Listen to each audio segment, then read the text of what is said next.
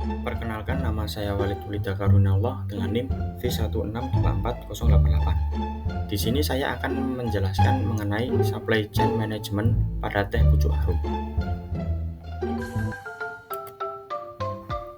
Langsung saja masuk ke materi. Apa itu supply chain management? Supply chain management atau rantai pasok adalah suatu sistem yang terdiri dari para pemasok, manufaktur, perusahaan, pengangkutan, pergudangan, pengusaha retail, dan juga konsumen itu sendiri dengan tujuan untuk memproduksi barang dan jasa dan menyampaikan barang dan jasa tersebut ke tangan konsumen akhir. Selanjutnya, aliran dalam supply chain. Aliran dalam supply chain terdiri dari 3 jenis aliran utama. Yang pertama, aliran fisik, yang kedua, aliran pembayaran, dan yang ketiga, aliran informasi.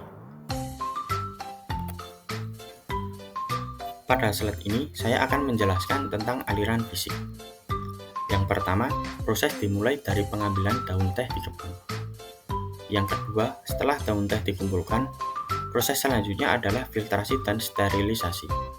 Tahapan ini bertujuan untuk memastikan bahwa daun teh bersih dan aman untuk dikonsumsi.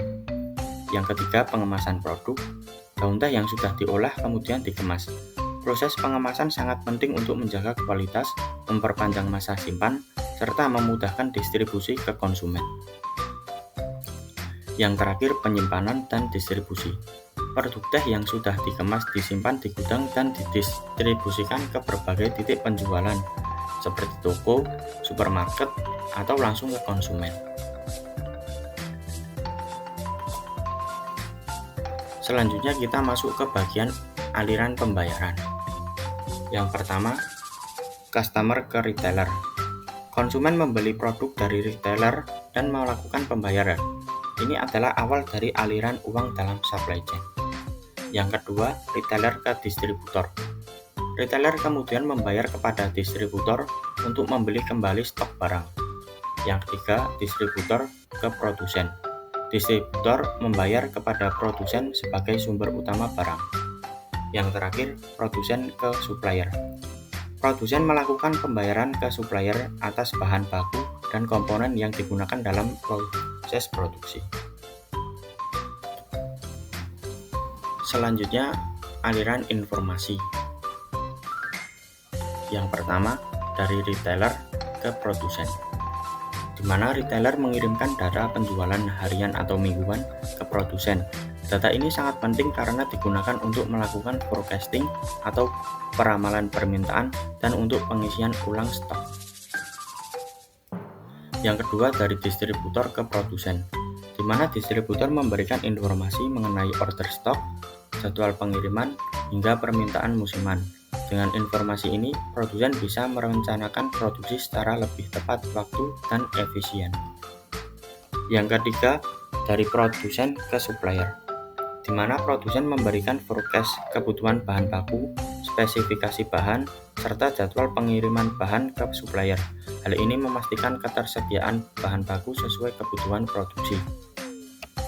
Yang terakhir, dari konsumen ke perusahaan. Informasi ini juga bisa datang dari konsumen, seperti melalui media sosial, survei, dan lain-lain. Informasi ini berupa feedback mengenai rasa, kemasan, harga, hingga kampanye pemasaran. Masukan ini sangat berharga untuk meningkatkan kualitas produk dan strategi pemasaran perusahaan. Yang selanjutnya, rantai pasok. Tahapan pertama dimulai dari supplier.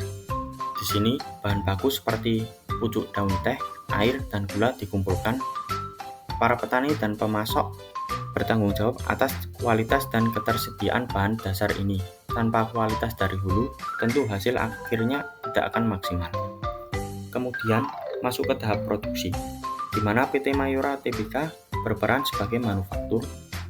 Mereka melakukan proses pengolahan mulai dari pencucian, pengeringan, percampuran, hingga pengemasan produk. Tahap selanjutnya adalah gudang atau penyimpanan. Setelah produk jadi, tidak langsung dikirim, tetapi disimpan untuk sementara waktu. Ini penting untuk mengatur suplai ke pasar agar lebih stabil dan efisien. Lalu kita masuk ke distributor. Contohnya di sini adalah PT Murni Alik, Sukses, dan PT Jaya Utama Santika. Mereka mendistribusikan produk ke berbagai wilayah. Mereka inilah yang menghubungkan pabrik dengan pasar. Kemudian produk disalurkan ke retailer seperti Indomaret, Alfamart, toko kelontong, hingga platform e-commerce seperti Shopee. Di titik ini, produk sudah sangat dekat dengan konsumen. Dan akhirnya, produk sampai di tangan konsumen. Konsumen adalah ujung tombak dari seluruh proses ini. Mereka menentukan permintaan pasar yang otomatis akan mempengaruhi keseluruhan rantai pasok.